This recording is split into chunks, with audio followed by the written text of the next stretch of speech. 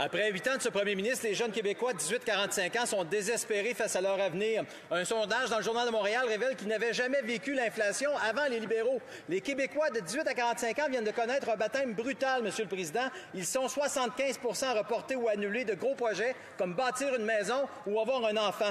Au lieu d'agir maintenant, les libéraux et le Bloc ont voté contre notre motion pour réduire les taxes qui augmentent le coût de tout. Le premier ministre peut-il dire aux sénateurs qu'il a nommé de cesser de retarder l'adoption du projet de loi C-234 afin de réduire le coût de l'épicerie pour tous les Canadiens? Bravo! The Honourable Government House Leader. Merci, Monsieur le Président. Comme mes collègues ont déjà dit, il y a seulement un parti dans cette Chambre qui contrôle les sénateurs, et c'est le Parti conservateur. Mais peut-être s'il y avait un intérêt de baiser les prix pour les Canadiens, d'assurer qu'il n'y a plus d'accès aux nourritures, il aurait à soutenir le cadre de libre-échange avec l'Ukraine. Mais on doit espérer que le leader du conservateur va laisser ses langues pour fin, voter indépendamment pour assurer que ces prix baissent là, puisqu'on peut soutenir l'Ukraine dans leur lutte pour la liberté. Merci. Excellent. L'honorable député de Mégantic-L'Érable.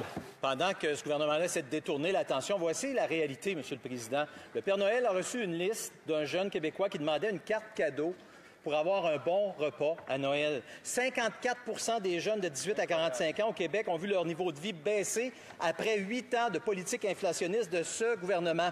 Mais la coalition coûteuse Bloc libéral ne comprend pas ça. Ils ne comprennent pas le désespoir des jeunes Québécois. Les jeunes, ça coûte cher, voter Bloc.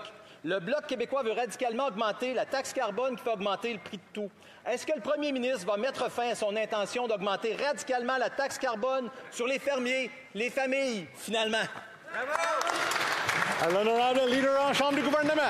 Merci, Monsieur le Président. Voilà, j'ai d'énormes respects pour mon collègue d'en face, mais je suis confus parce qu'il, comme Québécois, sache très bien que le Québec ne fait pas partie du système de prix sur la pollution fédérale. Oui, je ne comprends pas pourquoi il continue d'acheminer les Québécois et les Canadiens sur ce mauvais chemin.